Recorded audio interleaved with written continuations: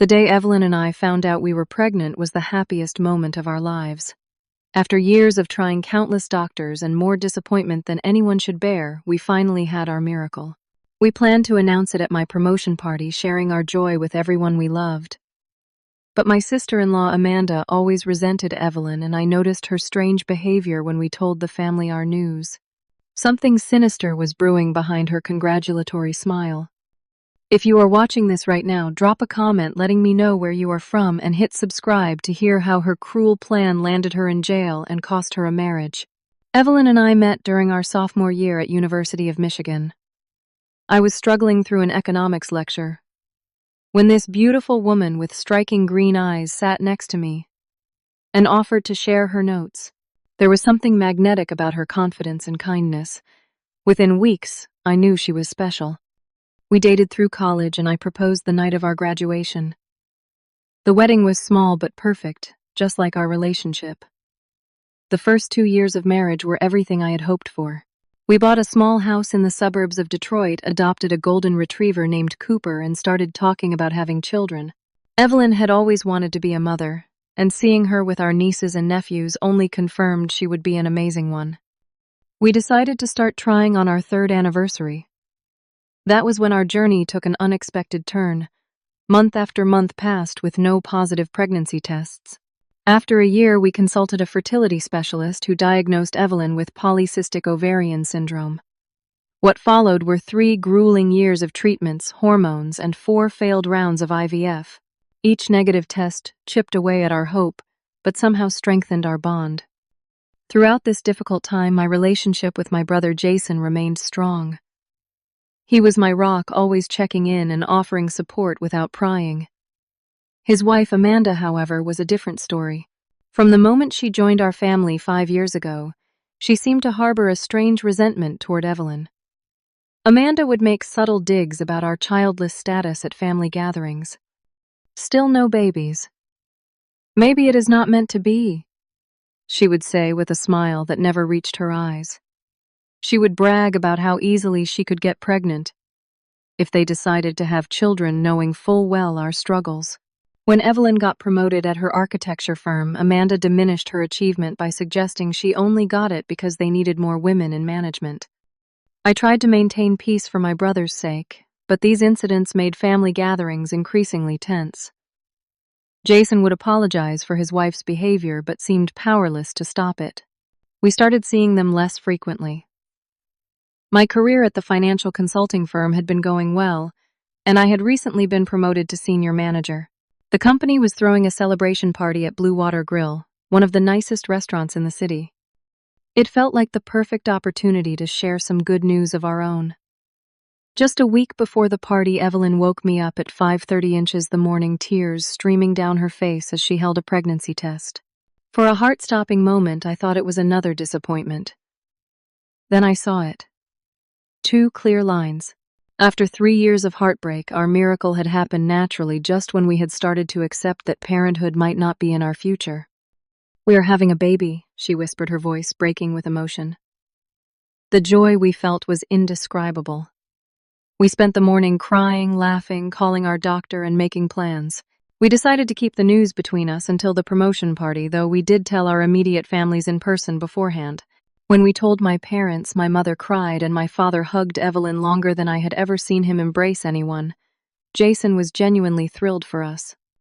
Amanda, however, had an odd reaction. She smiled and congratulated us, but something flashed in her eyes. Displeasure, anger. It was gone so quickly I thought I had imagined it. In the days leading up to the party, Amanda suddenly became overly interested in our lives. She called Evelyn multiple times to ask about the pregnancy and offered to help plan a baby shower, something completely out of character. I overheard her asking detailed questions about Evelyn's medical history and treatment plan. When Evelyn mentioned she was documenting everything in a private journal on her laptop, I noticed Amanda's unusual interest. The day before the party, Evelyn called me at work in a panic. She had come home early and found Amanda in our home office using her laptop. Amanda claimed she was just borrowing it to check her email because her phone was dead, but Evelyn's pregnancy journal was open on the screen. I rushed home to find Evelyn upset and Amanda defensive. "I was just curious about what you were going through," Amanda insisted. I did not mean to invade your privacy. Though unsettled, we decided to give her the benefit of the doubt. The party was tomorrow, and we did not want family drama to overshadow our special announcement. Looking back, I wish we had trusted our instincts more. The morning of the party arrived with a mixture of excitement and unease. Evelyn wore a loose, fitting burgundy dress that elegantly concealed her barely visible baby bump. She looked radiant despite her concerns about Amanda's strange behavior. I reassured her that tonight was about us, our future, and the new life we had created against all odds. We arrived at Blue Water Grill an hour early to make sure everything was perfect. The private room overlooking the river was decorated with tasteful blue and silver accents, my company colors. A congratulatory banner hung on the far wall and champagne flutes were arranged for the toast. I had secretly arranged for sparkling cider for Evelyn. To our surprise, Amanda and Jason were already there. Amanda claimed she wanted to help with last-minute preparations, but she seemed more interested in examining the guest list and seating arrangement. She had changed the place cards, putting herself and Jason at our table, instead of with my parents as originally planned. "I want to be right there when you make your big announcement," she said with a smile that did not quite reach her eyes. As guests began to arrive, I noticed Amanda flitting from person to person, whispering something that made them glance curiously at Evelyn. My colleague Sam approached me with a concerned expression. "Your sister-in-law is quite interested in your personal life," he commented. She was asking some odd questions about whether Evelyn had been sick at work or showing any signs of pregnancy before your announcement. My stomach tightened. How did Amanda know we were planning to announce the pregnancy tonight? We had not told anyone about our plans for the evening.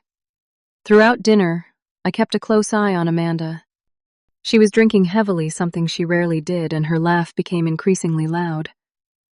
When she went to the restroom, her husband Michael approached us with an apologetic expression.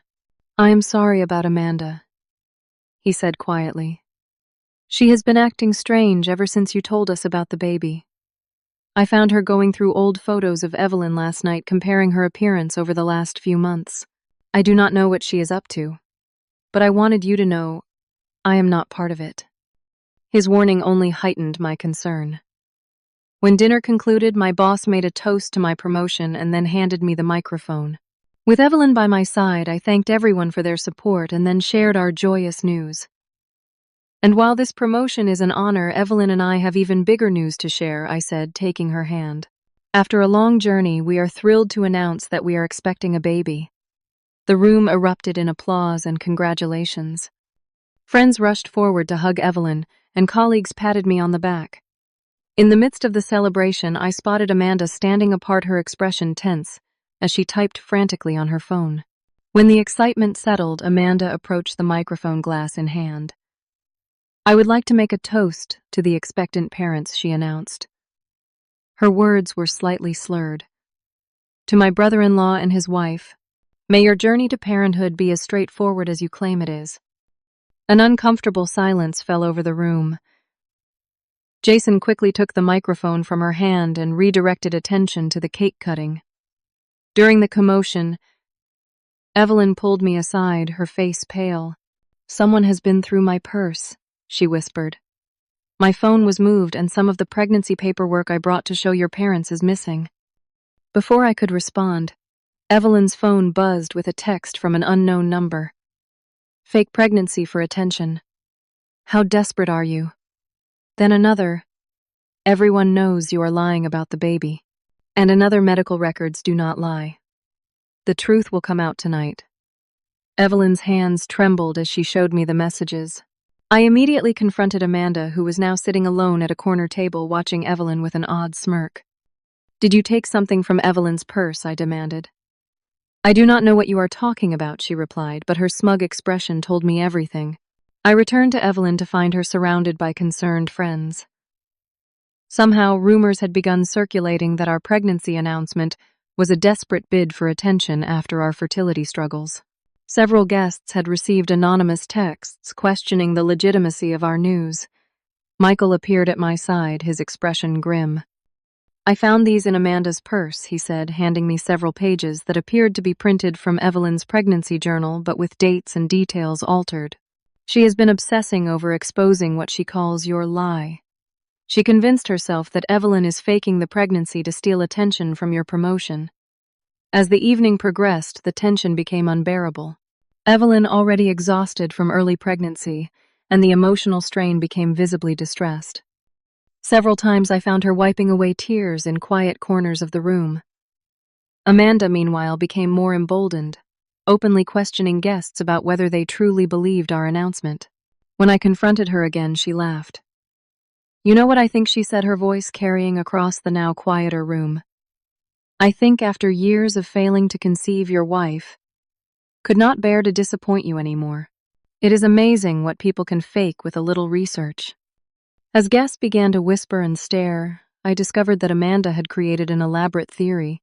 She had taken medical information from Evelyn's journal, altered dates and test results, and was presenting it as evidence that Evelyn was lying about the pregnancy. She had even created a fake email trail suggesting Evelyn had consulted a therapist about how to fake pregnancy symptoms.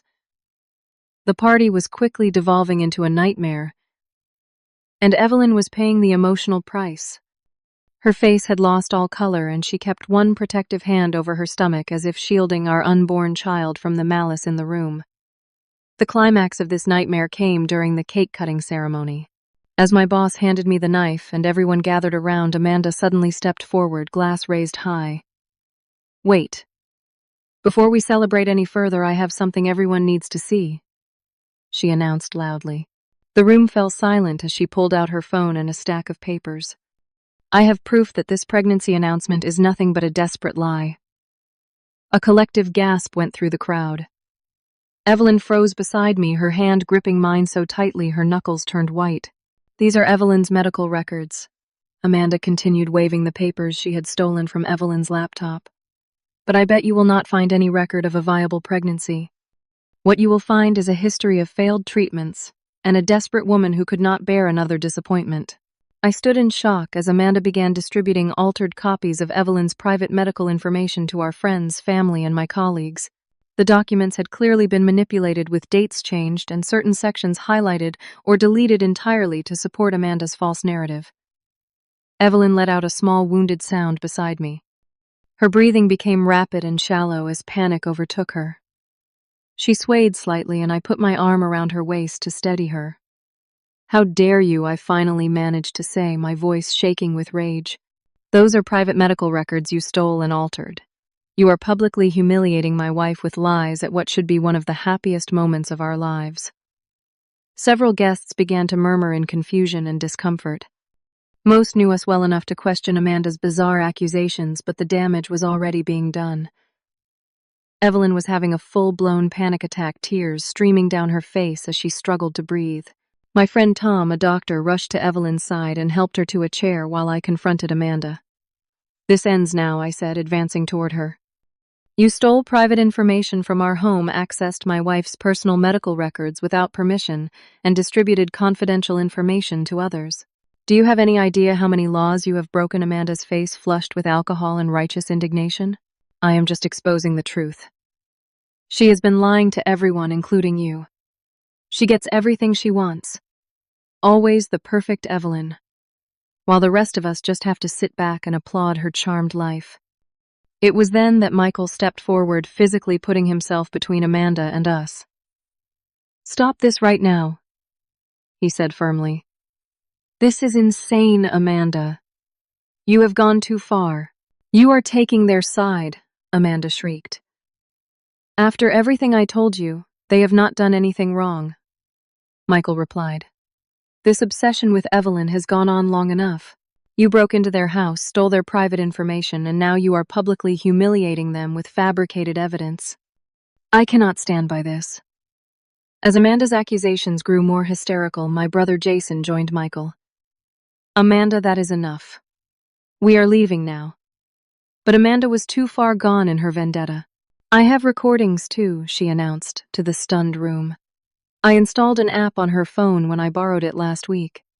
I heard her talking to her doctor about how to manage the deception." That admission caused several gasps.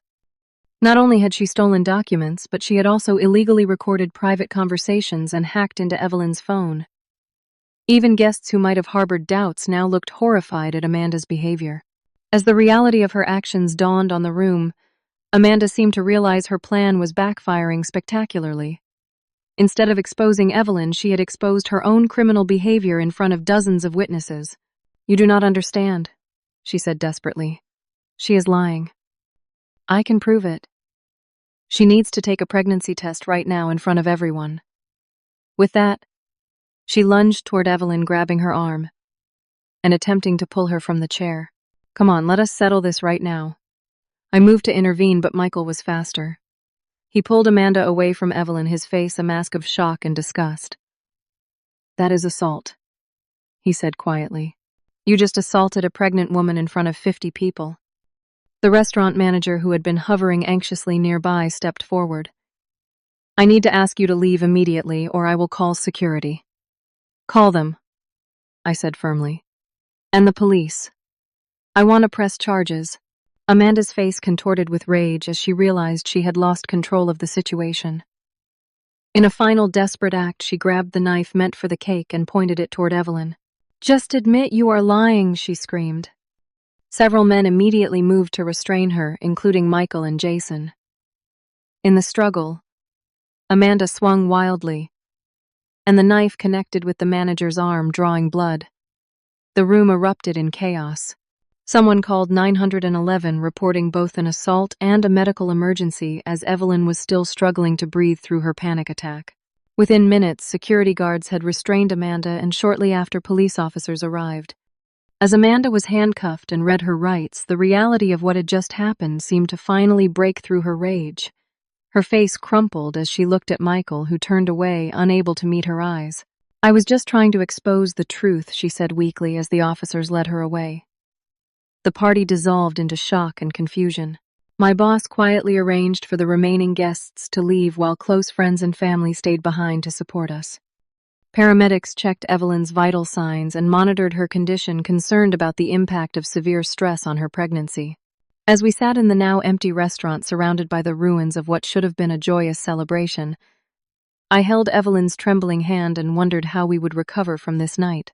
The weeks following the disastrous party were a blur of legal meetings, medical appointments, and emotional recovery. Amanda was initially charged with theft of private information, illegal recording of conversations, identity theft for accessing Evelyn's medical portal, assault, and aggravated assault with a weapon for injuring the restaurant manager. She spent 3 nights in jail before being released on bail with a restraining order preventing her from contacting us. Michael filed for divorce the day after the party. He came to our house to apologize personally, bringing the items Amanda had stolen and offering to testify about her behavior if needed. "I had no idea how far this had gone," he told us, his face haggard from lack of sleep. "I knew she was jealous of Evelyn, but I never imagined she would do something like this. I am so sorry I did not stop her sooner." My brother Jason was devastated. He had been completely blindsided by his wife's behavior and was torn between family loyalty and horror at what Amanda had done. After several difficult conversations, we assured him that we did not blame him for her actions. "You are going to be an uncle," I reminded him. "We want you in our baby's life." Gradually, he became a source of support rather than a reminder of that terrible night. What surprised us most was the outpouring of support we received. Friends and colleagues sent messages of encouragement and brought meals during those first difficult days. Even Amanda's parents called to apologize for their daughter's behavior and to assure us they were getting her the psychological help she clearly needed. The most difficult part was ensuring Evelyn's health and well-being after the trauma. Her doctor was concerned about the effects of extreme stress on the pregnancy and ordered additional monitoring. We attended counseling sessions to process the public humiliation and invasion of privacy we had experienced. Slowly, Evelyn began to heal. Her natural resilience reasserted itself, and she found strength in focusing on the baby growing inside her. We chose not to learn the gender, wanting to preserve one surprise in a pregnancy that had already seen too much drama. 3 months after the party incident, Amanda accepted a plea deal. In exchange for reduced charges, she pled guilty to identity theft, invasion of privacy, and simple assault. She was sentenced to 6 months in jail, 3 years of probation, mandatory counseling, and was ordered to pay restitution for the emotional and financial damage she had caused. Michael's divorce was finalized around the same time. He had discovered other disturbing behavior patterns during their marriage and was relieved to be free of the relationship. To everyone's surprise, he and my brother Jason remained good friends, and Michael became an unexpected ally to our family. The most powerful lesson we learned through this ordeal was the importance of boundaries with toxic people. For too long, we had tolerated Amanda's jealousy and passive-aggressive behavior out of respect for family connections. We had dismissed red flags and ignored our instincts. Never again would we allow someone's unhealthy fixations to endanger our peace and well-being. The experience also strengthened our marriage in ways we could never have anticipated. Facing such a direct attack together reminded us of what truly mattered. When Evelyn whispered to me one night, "We are going to be okay. Are not we?" I could answer with complete certainty, "We already are." 6 months to the day after the disastrous party, our daughter Lily was born healthy and perfect, despite the tumultuous beginning to her journey. Holding her in my arms for the first time, I was overwhelmed by how much love I felt and how insignificant Amanda's actions now seemed in comparison to this miracle. We later heard that Amanda was released after serving her full sentence. She moved to another state to live with a cousin, and according to Jason, was continuing with therapy. The divorce had been a wake-up call, forcing her to confront the destructive patterns that had ruled her life. While we could never forget what she had done, we chose not to waste energy on bitterness or revenge. Whenever I look at Evelyn cradling our daughter, I am reminded that happiness is the best response to those who wish you ill. We created boundaries where needed, but refused to let one person's issues define our story or damage our joy.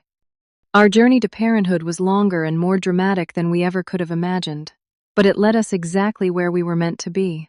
Family is not always defined by blood or legal ties, but by the people who stand by you through life's storms and celebrate your joys as if they were their own. Has someone ever tried to ruin a special moment in your life? How did you handle it? Share your story in the comments below. And if this story resonated with you, please hit the like button and subscribe to hear more real-life experiences. Thank you for listening to our journey, and remember that sometimes the things meant to break us become the foundation for our strongest relationships.